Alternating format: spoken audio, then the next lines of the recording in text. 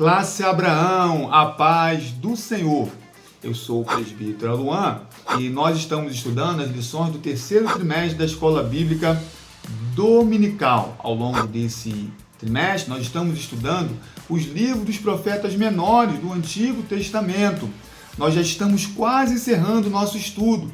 Esta lição é a penúltima lição, mas eu creio que o Espírito Santo de Deus ainda tem muito a ministrar aos nossos corações. Ao longo desta semana, nós nos debruçamos sobre a vida e o ministério do profeta Zacarias. Nós nos preparamos para a lição de número 12, que tem por título Zacarias, vivendo hoje sem esquecer das promessas para o futuro.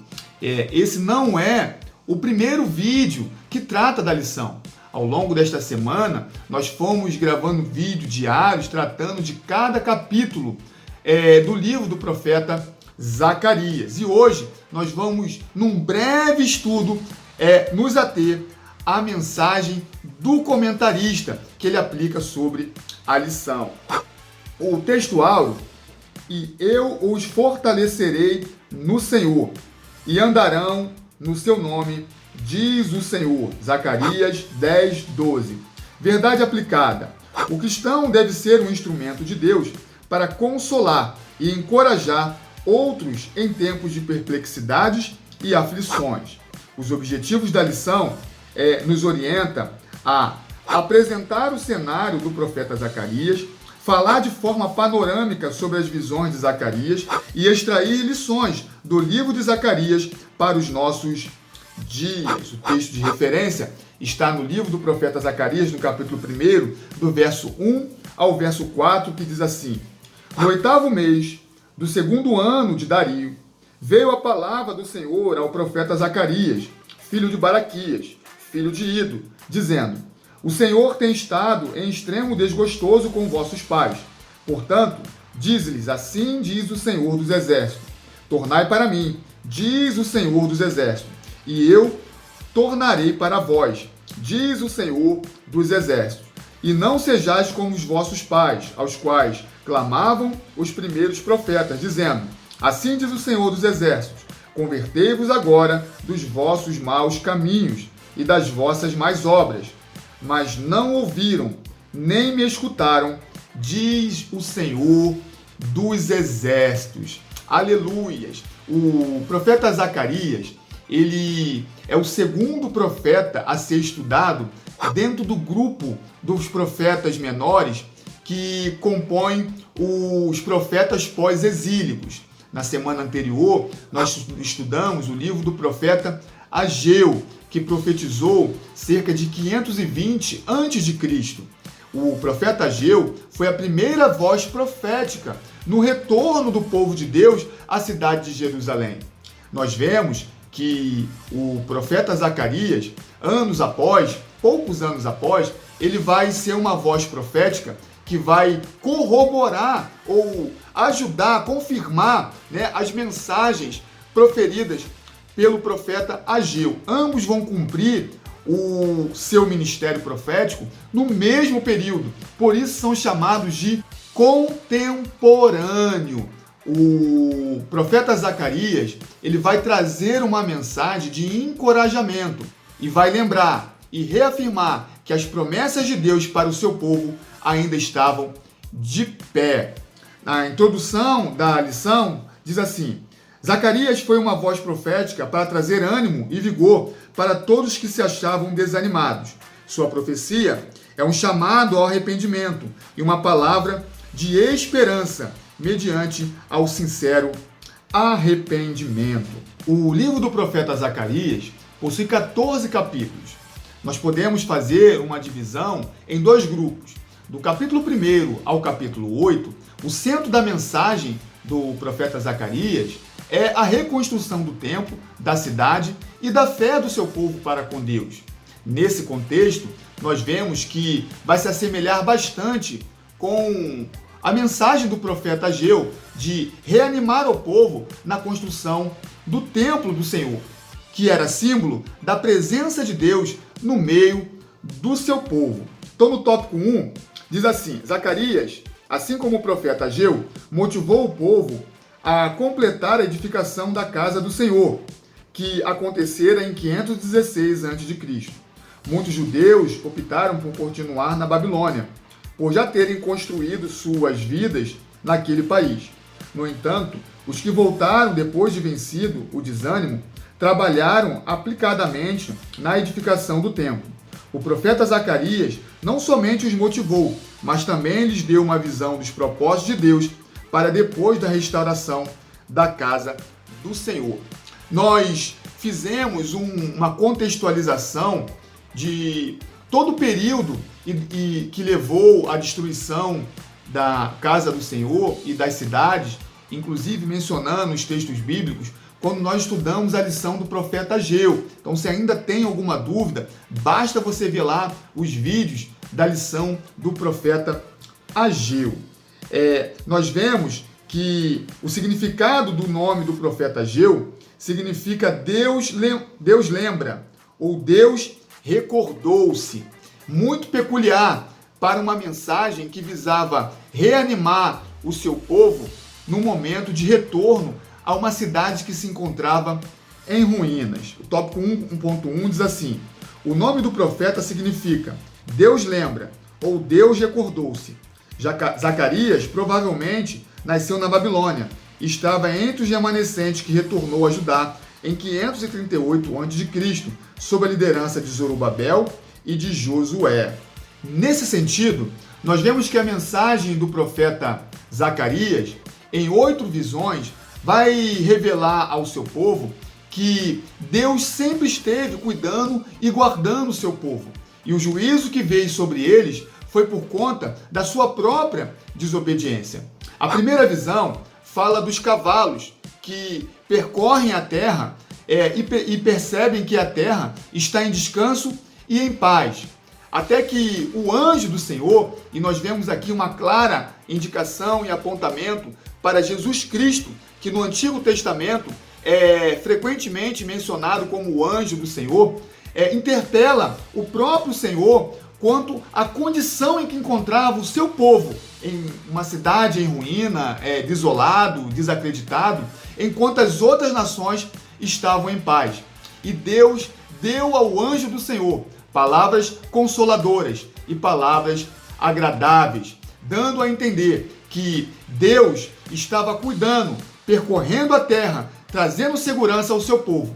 E nós aprendemos que, ao que pese, ao olhar para as circunstâncias ao nosso redor, não enxergarmos o agir de Deus, isso não significa, de maneira nenhuma, que Deus não esteja trabalhando. Às vezes nós olhamos as circunstâncias e parece que estamos desamparados, mas no mundo espiritual, o céu está trabalhando ao nosso favor.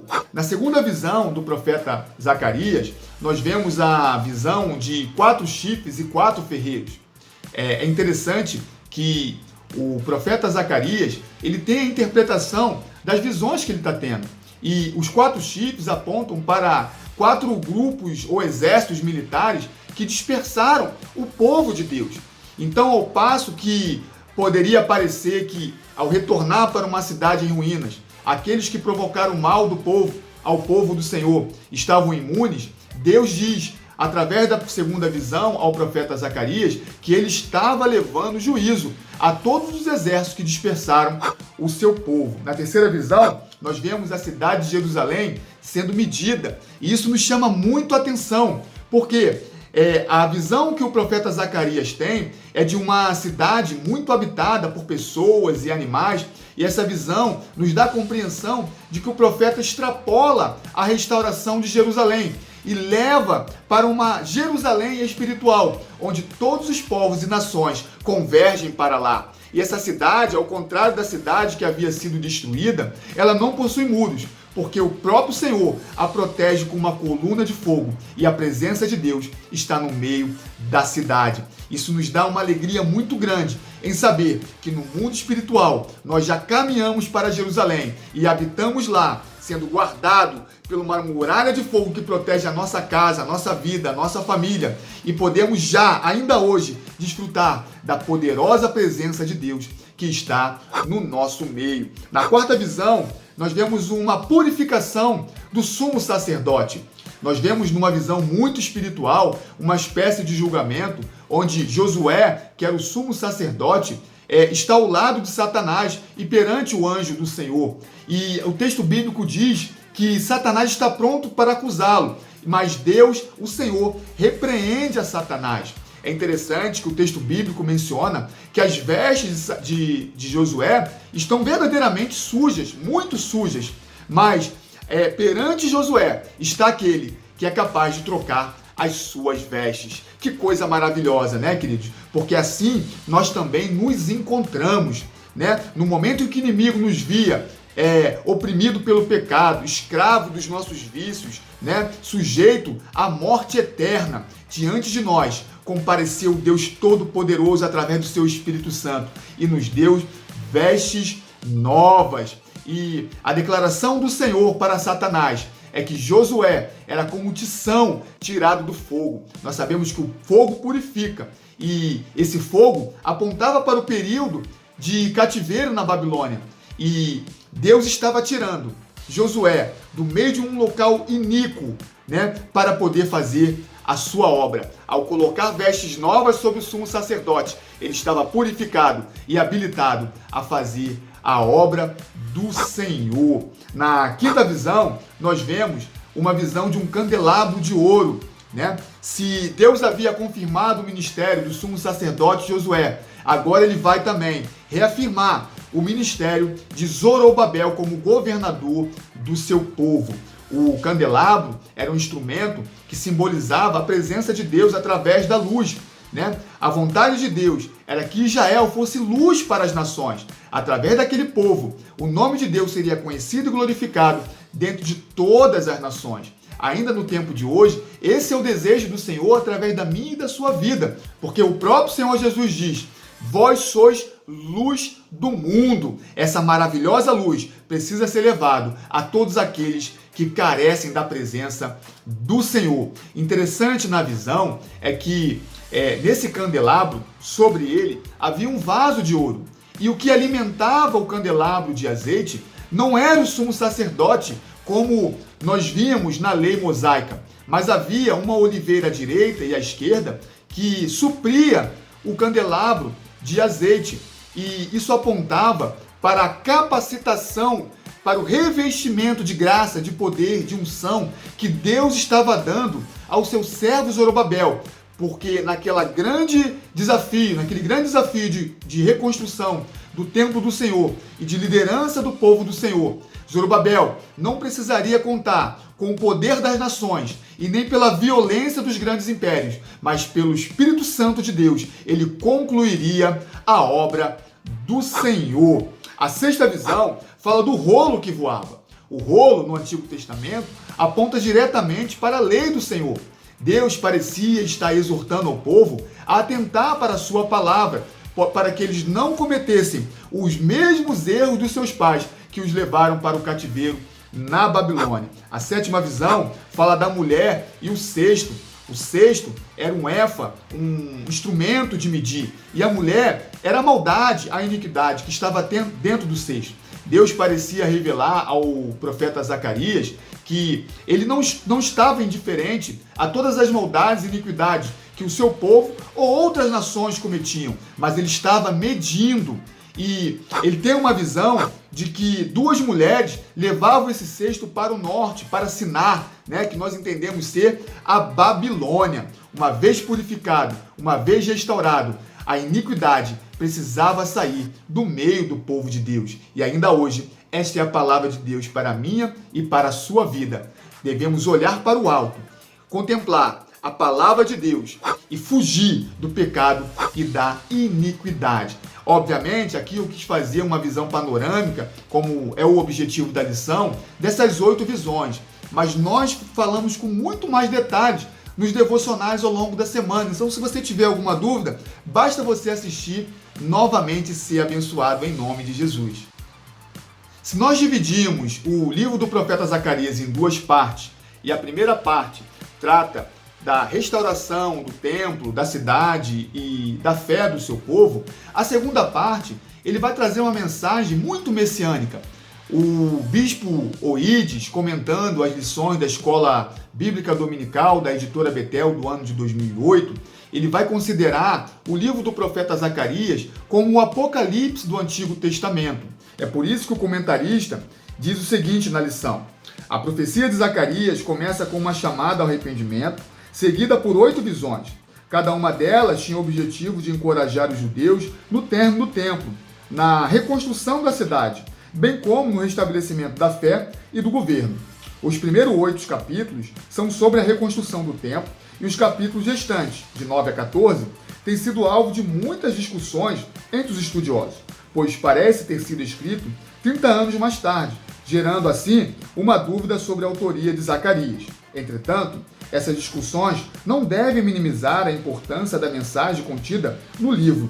Há um destaque das suas visões pelo simbolismo apocalíptico encontrado. Então, na segunda parte do livro, nós vamos ver que há muito assunto contraditório entre aqueles que se debruçam sobre a palavra de Deus para tentar entendê-la, interpretá-las e nos auxiliar no ensino da palavra. Mas o importante é nós compreendermos que há um plano de Deus cumprido através da vida de Jesus Cristo. E esse plano ainda tem uma segunda fase a ser ainda concretizada, que é com a vinda de Jesus Cristo, que desencadeará todos esses processos. Então, se você não se encontra com comunhão com Deus, não está pronto, aguardando a vinda do noivo, de Jesus Cristo, que ele virá buscar a sua igreja, busque se reconciliar com ele, porque da mesma maneira que se cumpriu no Antigo Testamento com o Antigo Israel, se cumprirá com o Novo Israel, a igreja eleita do Senhor. Antes de entrar nas 8 visões, o profeta ele faz um chamamento ao arrependimento. Num cenário de desânimo, o povo havia abandonado o propósito da reconstrução do templo do Senhor. Isso os assemelhava ou levava com que eles cometessem os mesmos erros que os seus pais haviam cometido. É por isso que no tópico 1.3 diz assim: quando a obra do templo tinha pouco mais de um mês e a sua singeleza não se equiparava ao templo anterior, o povo se sentiu desanimado.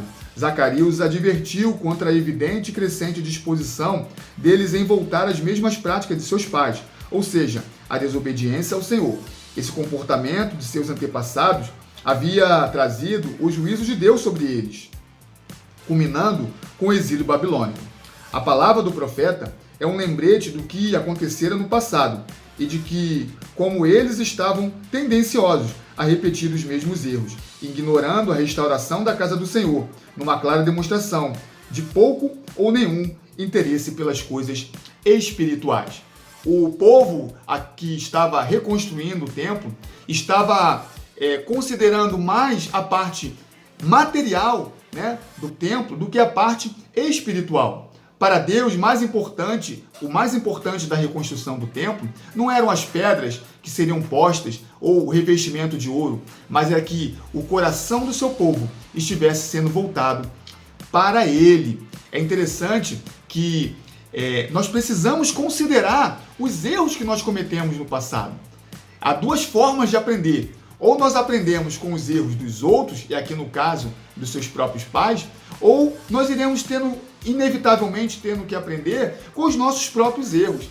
Então, se a Bíblia nos mostra os registros de um povo que falhava ao tentar caminhar nos caminhos e nos passos do Senhor, é evidente que Deus, através do seu Santo Espírito, da sua palavra, quer nos exortar a não seguir pelo mesmo caminho. Então, queridos, que no tempo de hoje, nós não viemos a cometer esse mesmo erro de adorar ao templo, de adorar as liturgias, mas que o nosso coração esteja voltado verdadeiramente ao Senhor, para que quando nós entrarmos no templo físico, nós estejamos também entrando nos atos do Senhor, na presença do Senhor, sempre com o nosso coração quebrantado e com o nosso espírito contrito. Após as 8 visões do profeta Zacarias, nós vemos que Zacarias trará uma mensagem ao seu povo, aos seus compatriotas, sobre o jejum. Alguns estudiosos apontam que para se lamentar da grande destruição que foi o templo, a cidade e a perda do governo, o seu povo passou a praticar jejuns.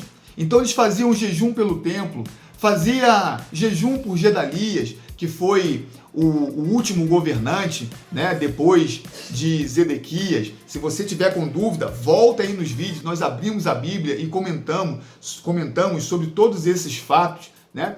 E a certeza do povo de Deus era de estar fazendo a coisa certa por estar religiosamente aplicando aquilo que eles consideravam certo.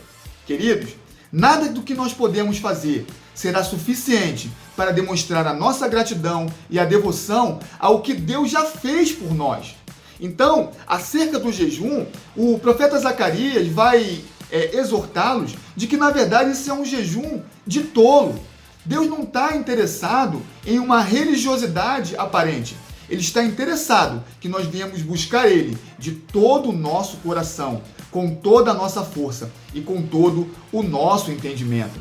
Por mais que nós nos aplicarmos a andar no caminho e na palavra de Deus, né, eventualmente nós acabaremos por errar, porque somos falhos. A nossa natureza, ela é inclinada ao pecado, mas nós precisamos ter os nossos olhos voltados para Cristo, porque Ele sim nos redime de todo mal e de todo pecado, e através dele nós restauramos a nossa comunhão com o Senhor. O arrependimento é necessário como demonstração, o arrependimento sincero, como demonstração de que nós, embora tenhamos falhado, desejamos ardentemente, verdadeiramente, caminharmos com o Senhor. E aí sim, Deus usa de misericórdia, estende a mão para que nós possamos continuar caminhando. Obviamente, o texto bíblico no livro do profeta Zacarias não está de maneira nenhuma condenando o jejum. Ora, o próprio Senhor Jesus, quando alguns fariseus o questionam por que os seus discípulos não jejuam, como eles jejuavam, né? Jesus diz: por que jejuarão enquanto eles estão com o noivo? Mas haverá tempo em que o noivo será retirado, e então eles jejuarão. É interessante que Jesus ele já prevê um tempo em que a igreja iria se lamentar e buscar, através do jejum, a sua comunhão com Ele. Assim, perceba que o propósito do jejum precisa ser renegar os nossos desejos carnais, né, as nossas vontades, as vontades do nosso corpo, para que, num período, a gente possa buscar ao Senhor verdadeiramente em espírito, né, abnegando-se dos nossos prazeres carnais, para sermos alimentados por Deus espiritualmente. É por isso que o comentarista vai dizer assim: conforme vários comentaristas, os jejuns no 5º e no 7º mês lembravam respectivamente a destruição do templo e o assassinato de Gedalias. Ainda que com boas intenções, esses jejuns eram instituições meramente humanas, não haviam sido ordenadas por Deus, e o objetivo era uma justiça baseada em obras de auto-retidão. O povo não ouviu quando Deus enviou seus profetas com mensagens alertando-os sobre a necessidade de arrependimento e obediência à sua palavra. Por isso, praticavam o jejum e a penitência em sinal de tristeza e arrependimento, mediante alguma situação. O desejo do Senhor não era que eles apresentassem apenas uma liturgia religiosa, mas que a palavra de Deus estivesse no coração deles. E quando isso ocorre? Quando o ser humano, quando nós nos voltamos com um olhar de justiça e piedade para aqueles que verdadeiramente necessitam. Porque fazendo bem a essas pessoas, nós também estaremos glorificando o nome do Senhor. A lei de Moisés apontava para a necessidade do seu povo honrar e ajudar a viúva, o órfão, o pobre e o estrangeiro, que são pessoas vulneráveis, que precisam de ser amparadas. E eles recusavam obedecer à voz do Senhor para praticar essas obras, mas ao passo que eles cobriam a sua cabeça com cinza, rasgavam as suas vestes e tentavam aparecer que estavam verdadeiramente buscando o Senhor, quando seu coração estava distante de Deus.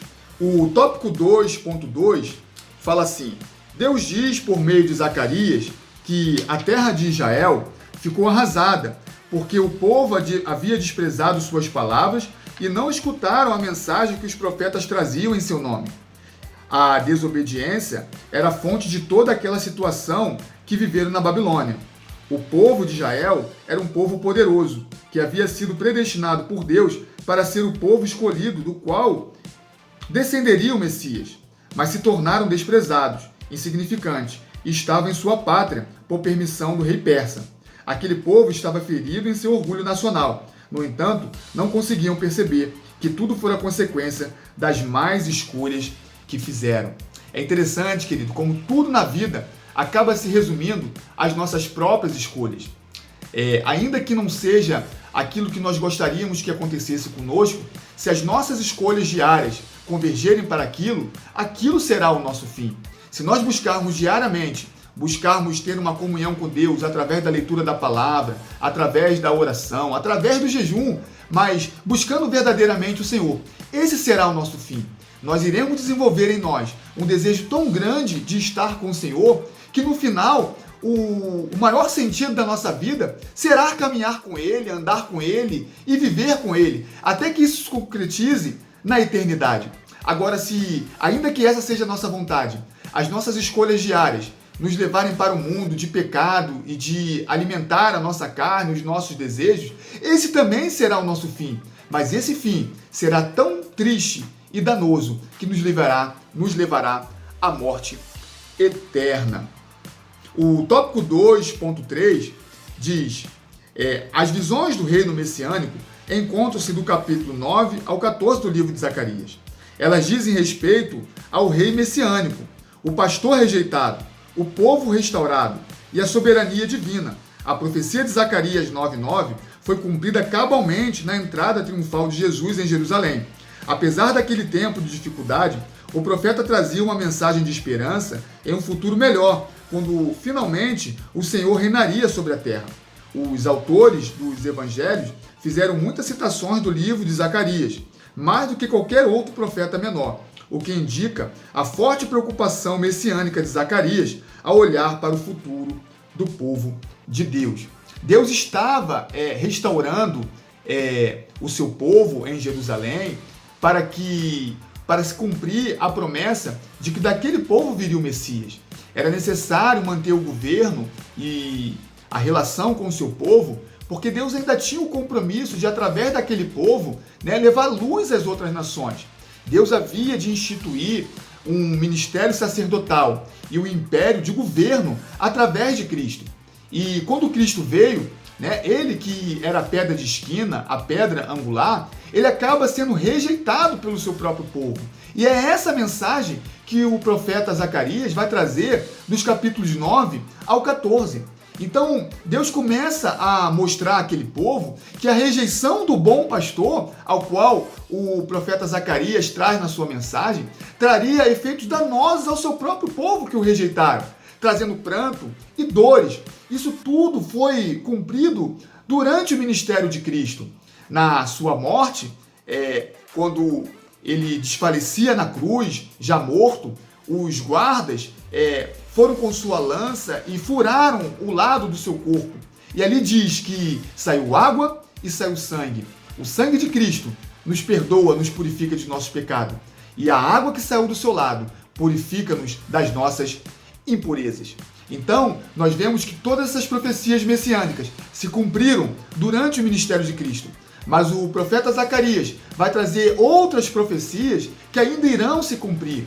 Sobretudo no verso 9 do capítulo 14 do seu livro, ele diz que nos últimos dias Deus trará juízo e se revelará como o rei de todas as nações, e todas as nações o adorarão, porque o seu nome será o único nome. No tópico 3 da nossa revista do próximo domingo, o comentarista vai fazer a aplicação para os dias de hoje.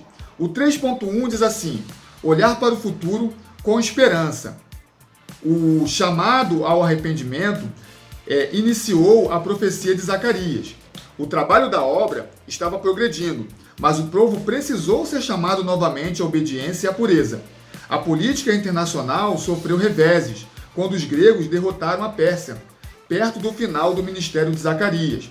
Esse período de incerteza trouxe novas profecias.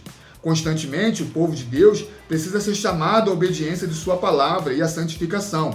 Isso significa que cada cristão deve primar por um relacionamento genuíno com o Senhor, não apenas conhecendo sua palavra, mas também a colocando em prática com a sua vida. Nós vemos que ao longo da história das civilizações, muitos impérios se levantaram e foram caindo, enquanto outros impérios iam surgindo. O livro do profeta Daniel fala muito disso, quando ele fala de uma estátua em que apresenta os reinos que foram se sucedendo. Mas sobre todos esses reinos, havia um reino que seria eterno, que é o reino de Cristo. Sobretudo no momento político que nós estamos vivendo, a Igreja de Cristo precisa urgentemente considerar o ensino do tópico 3.1 que o comentarista está trazendo para a nossa vida. Ao que pese, você não está feliz com o governo que assumiu ou com o governo que saiu, nós precisamos voltar a nosso olhar para Cristo, porque a mão do Senhor continua conduzindo o curso da nossa história. Deus não está indiferente ao que está acontecendo não somente no Brasil, mas também no mundo, porque Ele rege as nações.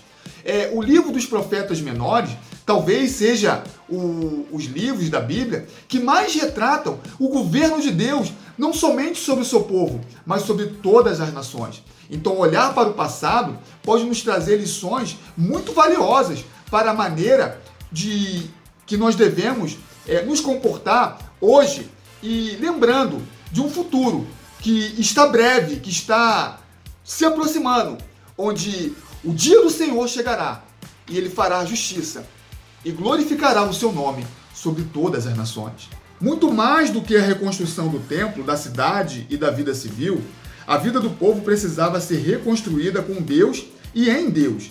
Estavam reconstruindo os alicerces do templo, mas não os alicerces da fé. Por isso, o profeta as faz lembrar de como chegaram àquela lamentável situação.